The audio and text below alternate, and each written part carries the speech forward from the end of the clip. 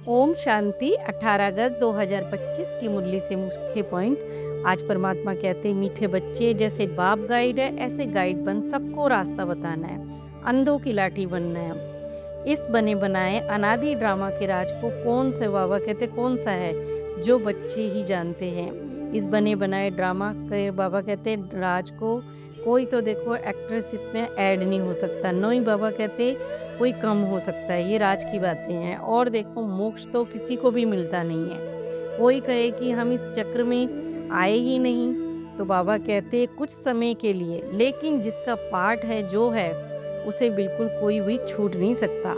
यह ड्रामा का राज तुम बच्चे ही जानते हो। भोलानाथ को तुम संगम युगी बच्चे ही जानते हो। कलयुग मनुष्य ऋचक भी नहीं जानते। ज्ञान का सागर ही बाप है और वही देखो इस सृष्टि के आदि मध्य का ज्ञान समझाते हैं। सभी को अपना अपना पार्ट मिला हुआ है। जो जिस धर्म का है वही बाबा कहते जाने वाले हैं। बौद्ध व फिर क्रिश्चियन आदि इच्छा करती है कि हम भी देखें, हम भी स्वर्ग में जाएं, परंतु बाबा कहते जा नहीं सकते। जब उनके धर्म का स्थापक आता है ना, तभी वह फिर उनका पार्ट है। इस समय ये बातें तुम्हारी ही बुद्धि में हैं। सारी दुनिया के मनुष्य मात्र इस समय नास्तिक है, परमात्मा को ही नहीं जानते। हर एक आत्मा निर्वाण धाम से आती है, यानी परम धाम से आती है पाठ बजाने, और फिर यहाँ आकर पुरुषार्थ करती है, फिर जाने का पुरुषार्थ करती है परम धाम निर्वाण धाम ना। बाबा कहते देखो कहा भी जाता है ना कि बुद्ध निर्वाण गया, यानी कि परम धाम में गया। बुद्ध का देखो शरीर तो बाबा कहते यही होगा ना, जाएगी क्या आत्मा। तो फिर आत्मा परमात्मा समझाते हैं कि जाता कोई भी नहीं है, नाटक से कोई निकल नहीं सकता है, और फिर मोक्ष को तो बाबा कहते पा ही नहीं सकता है, क्योंकि ये बना बनाया ड्रामा फिक्स है। कई देखो तो फिर मोक्ष के लिए पुरुषार्थ करते रहते हैं। जैसे देखो जैनी लोग होते हैं ना, तो बाबा कहते वो मोक्ष की बातें ही करते हैं, मोक्ष के लिए पुरुषार्थ करते रहते हैं। उनकी देखो अपनी रस्म रिवाज है, उनका अपना ही गुरु है जिन्हें वो मानते हैं। बाकी मोक्ष किसी को मिलता ही नहीं है, क्योंकि देखो आत्मा एक शरीर छोड़ दूसरा लेती है। बाबा कहते तुम ही जानते हो कि हम पाठधारी हैं। इस ड्रामे में हम कब आए फिर कैसे जाएंगे ये किसी को भी पता नहीं। जानवर तो बाबा कहते नहीं जानेंगे ना, है ना, जानेंगे तो मनुष्य। ये दुनिया देखो कर्म क्षेत्र है। यहाँ देखो आत्माएं बाबा कहते हैं ये कर्म क्षेत्र की दुनिया है। जहाँ देखो आत्माएं रहती हैं उनको कर्म क्षेत्र नहीं कहा जाता। वह तो देखो वहाँ निराकारी दुनिया है, वहाँ कोई भी खेल पाल नहीं होता। परम धाम में ये सब थोड़ा ना होता है, कोई एक्टिव नहीं है, निराकार है। तो दुनिया में बाबा कहते हैं दुनिया से देखो साकारी में आते हैं पाठ बजाने के लिए, फिर बार बार रिपीट होता है।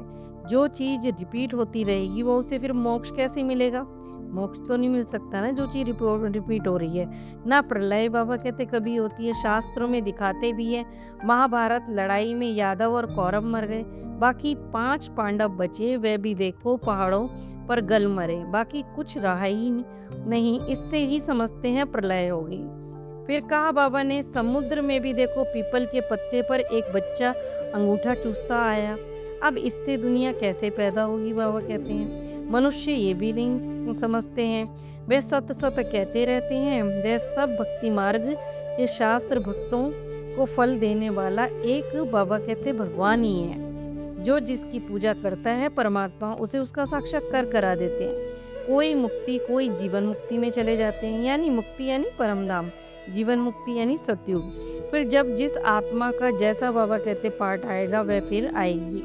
यह ड्रामा का राज बाबा तुम बच्चों के सिवाय और कोई भी नहीं जानता है। इस ड्रामे में रचता और रचना ड्रामे के ड्यूरेशन आदि को ना जानने से तो फिर बाबा कहते बेसमझ ही कहेंगे ना।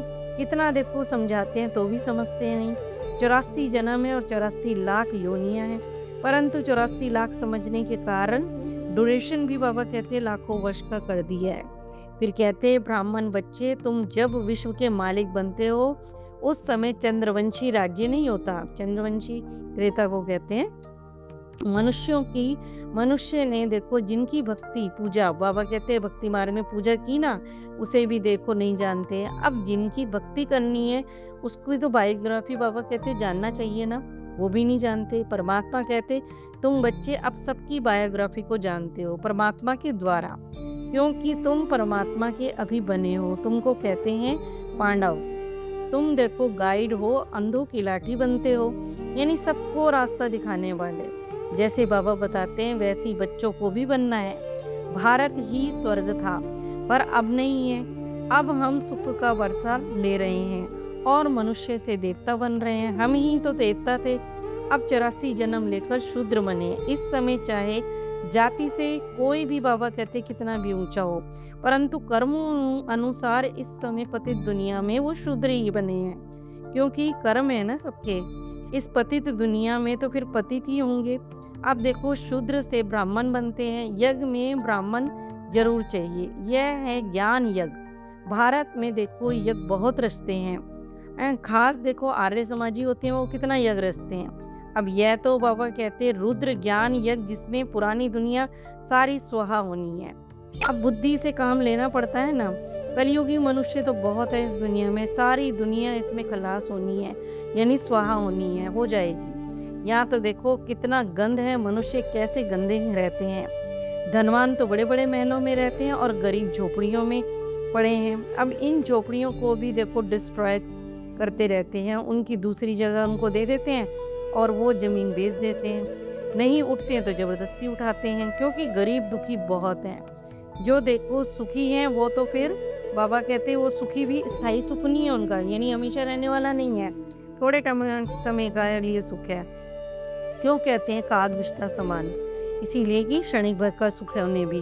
फिर बाबा ने कहा शिव भगवानुवाच, हम देखो इन माताओं द्वारा ही बाबा कहते स्वर्ग का द्वार खोल रहे हैं, क्योंकि परमात्मा ने माताओं पर कलश रखा है, जिम्मेवारी का होता है कलश। वह देखो सबको ज्ञान अमृत पिलाती है, यानी परमात्मा का ज्ञान समझाते हैं ना। तुम्हारा है प्रवृत्ति मार्ग, यानी गृहस्थ व्यवहार में रहकर ये कार्य करना। तुम हो सच्चे सच्चे ब्राह्मण, सबको ज्ञान चिता पर बैठाती हो।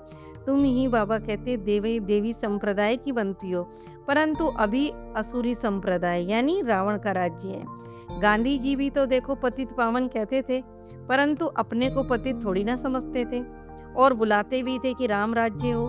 परमात्मा बच्चों को सुजाग करते रहते हैं। तुम घोर अंधियारे से सोजरे में आए हो, यानी कलयुग की ठोकरें खा कर अब देखो ब्राह्मण बाबा कहते बने ना, सोजरे में आए। फिर कहा मनुष्य गंगा स्नान करने से अपने को पावन समझ लेते हैं, परंतु गंगा में हरिद्वार का सारा किचड़ा पड़ता है। कहाँ फिर देखो बाबा कहते हैं सारा किचड़ा खेती में जाता है, तो फिर पावन कैसे बनेंगे। गंगा से शरीर धुलता है, आत्मा तो परमात्मा चिंतन से ही पावन बनेगी। सतयुग में ऐसे काम नहीं होते हैं, वहाँ अनाज ढेर का ढेर होता है, पैसा भी खर्च नहीं करना पड़ता है। पहले देखो बाबा कहते जनसंख्या थोड़ी थी तो फिर अनाज भी सस्ता था। सतयुग में मनुष्य थोड़े होते हैं, हर चीज सस्ती है। परमात्मा कहते हैं कि पतित से पावन बनने की परमात्मा युक्तियां बताते रहते हैं। अपने को आत्मा समझ मुझे याद करो। आत्मा में खाद पड़ने से ही मुलम्मे की बन गई है, यानी आत्मा विकारों से भर गई है ना। जो देखो पारस थे वही अब पत्थर बुद्धि बने हैं। तुम जानते हो यहाँ के देखो इतने महल मांडिया आदि कोई भी काम में नहीं आएंगे, सब खत्म हो जाने हैं। यहाँ कुछ नहीं है। अमेरिका के पास देखो कितना सोना है, माताओं के पास तो बहुत बाबा कहते सोना है, वह भी देखो लेते रहते हैं, क्योंकि देखो उनका कर्ज बाबा कहते कर्ज में ही देखो सोना देना पड़ता है। वहाँ सोना ही सोना हीरे हैं, कहाँ सतयुग में। यहाँ बाबा कहते कोड़ियाँ हैं। तुम माताएं सारे विश्व का उद्धार करती हो, सब कुछ करते मुझे बाबा कहते परमात्मा को याद करना है, सब कुछ करना है, छोड़ना कुछ भी नहीं है।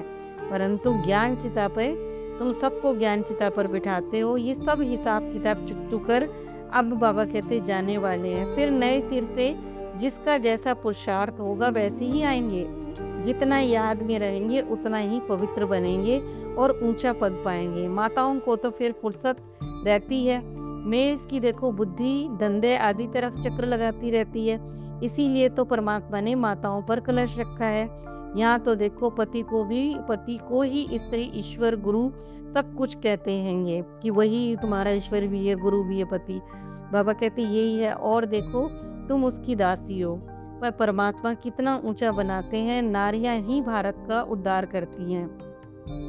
होमवर्क आज बाबा ने दिया, धारणा धारण करने के लिए कहा, सच्चा सच्चा ब्राह्मण बन सबको ज्ञान अमृत पिलाना है, ज्ञान चिता पर बिठाना है, शरीर निर्वाह के लिए धंधा आदि सब कुछ करते परमात्मा की याद में रहना है और सबको बाप की याद भी दिलानी है। वरदान में कहा, ज्ञान दान तो देखो सब करते हैं, लेकिन आप विशेष आत्माओं को अपनी विशेषताओं का दान करना है। जो भी देखो आपके सामने आए उसे आपसे परमात्मा की फीलिंग आनी चाहिए, उसे स्नेह का अनुभव होना चाहिए, आपके चेहरे से उसे परमात्मा की झलक दिखाई दे, यानी चित्र दिखाई दे परमात्मा का, और चलन से देखो बाप का चरित्र यानी कि गुण दिखाई दिए।